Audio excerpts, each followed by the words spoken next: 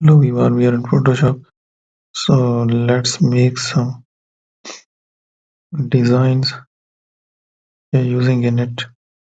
So these are the design we are going to create here. It's an angle, diamond, and the reticle as well. So here I have that further option. So that it is. I will choose another one, and there is the further option. I will apply on it. So change the different angles. Let's make the further option